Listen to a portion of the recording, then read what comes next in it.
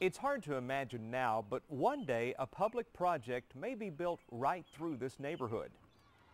The sounds of children playing and scenes of families gathering for backyard barbecues would be replaced by the construction of a needed highway, airport, or a similar public works project.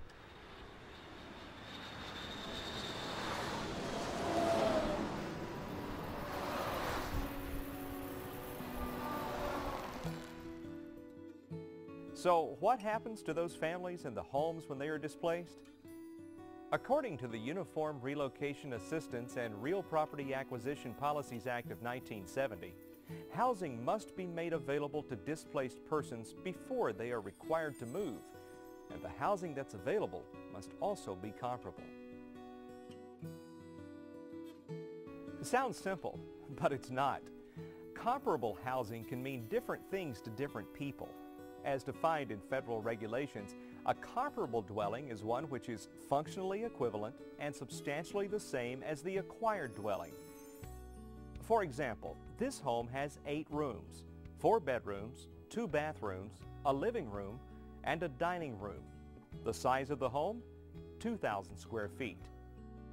Now, by law, this family must be provided a similar home with basically the same features to meet the functional equivalence requirement, meaning you can do the same type of activities in the given room and space available. Take a look at this chart. 3 replacement homes have been chosen for a family. The first has 8 rooms, 4 bedrooms, 2 bathrooms, and 1,900 square feet. The second home has about the same square footage but fewer rooms and bathrooms. The third is a little larger than the original home. Now, of the 3, which one is functionally equivalent? Well, replacement 3 would be the choice, since it meets all the functional equivalencies, even though the square footage is slightly higher. Here's another example. In this home, the owners chose to create a master bedroom by removing a wall that separated 2 smaller bedrooms. Functionally, the home now has 3 bedrooms, one of which is a large master bedroom. So a comparable replacement home needs to be basically the same size, but with 3 bedrooms, with one capable of serving as a master bedroom. But there's something else that must be considered. Besides functional equivalence, the replacement home must be substantially the same in a variety of aspects. To determine what is substantially the same, you must consider several points spelled out in federal regulations. First, is the agency-selected replacement home located in an equally desirable neighborhood? You must make sure the new home is not located in an area subject to unreasonable and adverse environmental conditions, like next to an airport or a landfill. The replacement home should also be located on a typical sized site with customary landscaping, and it must be sufficient in size to accommodate the occupants. When my staff asked me to define the phrase comparable replacement housing, I stress the aspect of functional equivalence.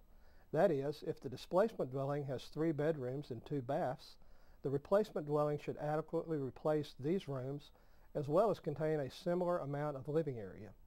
We also try to replace as many other special features as possible, such as type of construction, age, design, storage area, and exterior attributes. For example, this is a most unusual home. It was originally a convent, and it's over 150 years old. Inside, it has all the modern conveniences. You know, we're really concerned about this project. We don't think that you'll be able to replace the home that we have. Not only is it a very large home, and we have a lot of sentimental attachment to it, but also it's an historic home. Come on, let me show you around. Our home has a total of 10 rooms. There's 5 bedrooms, 3.5 baths, and approximately 3,800 square feet of living area. Another feature that our house has that you don't usually find in the city is that we have a full side yard with a pond on it. There are other homes in the neighborhood built about the same time, but they have less living area. There are modern replicas of older homes nearby, but they are smaller. In a nearby neighborhood, there are similar-sized homes, but they tend to be much more expensive. The area is considered more desirable than the subject neighborhood. The homes are clustered around a small landscaped park and are constructed of better materials. The dilemma we face is to replace the home in a much more expensive neighborhood or consider a home lacking certain amenities of the subject property. Situations like this are common.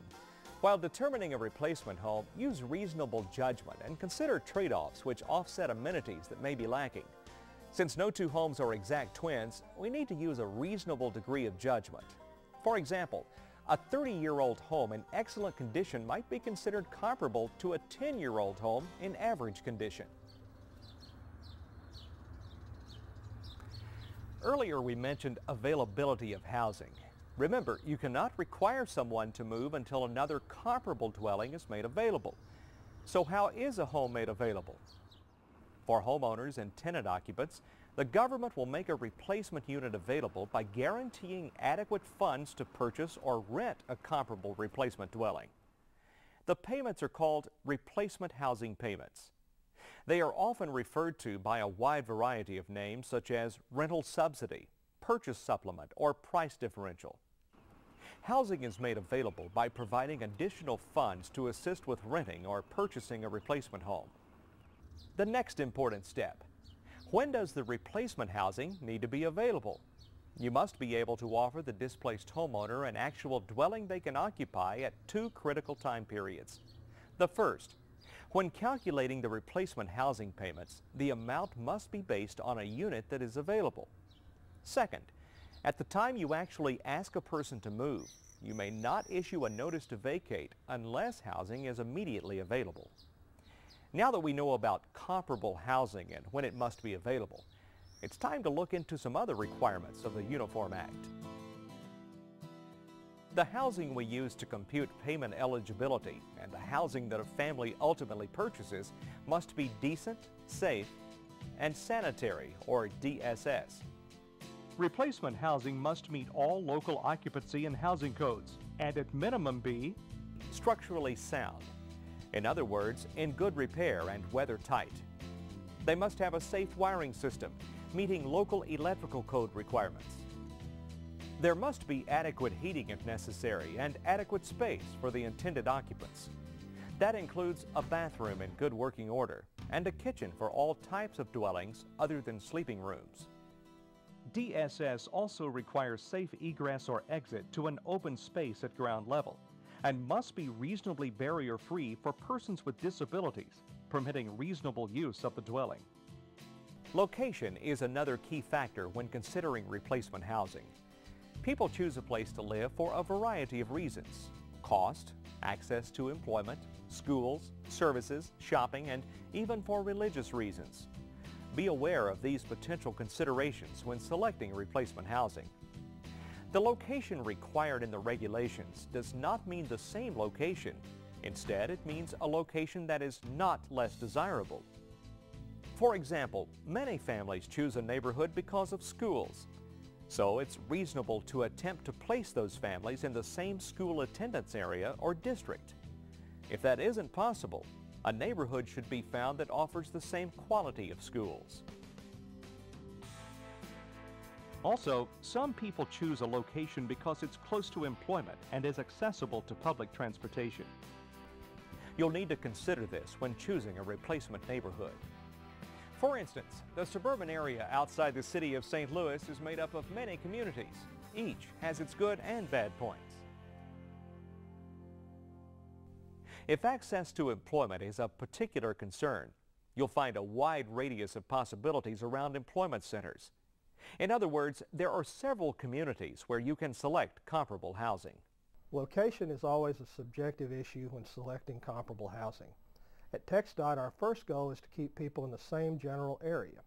If that's not possible, we strive to locate comparable housing within a reasonable distance of any amenities, such as employment, schools, healthcare, and shopping facilities. Remember, location issues are subjective and people will have different opinions. Use reasonable judgment because ultimately it's a judgment issue. A comparable replacement dwelling must also meet the financial means of the displaced person or family. For homeowners, you must provide adequate funds to return them to the same financial condition. For tenants, you must supplement the comparable replacement rent and utilities, which exceeds the current rent and utilities, or to the extent that it exceeds 30% of household income for persons meeting low income criteria. In short, for owners, provide sufficient funds to guarantee a comparable replacement dwelling. For tenants, provide rental assistance payments to compensate for increased rental costs, using the criteria found in 49 CFR 24.402. In most circumstances, rules established by federal regulations will help guide your relocation decisions. But there are exceptions and trade-offs to consider based on available housing in your market. The key? Analyze your situation and use regulatory latitude with prudence. Relocating homeowners or tenants because of a public project can become a volatile issue. Not everyone will be happy. Resolving those emotional and financial issues can be very difficult. The federal guidelines requiring you to find decent, safe, and sanitary housing that is functionally equivalent and substantially the same are designed to help you reduce the emotional and financial issues during relocation.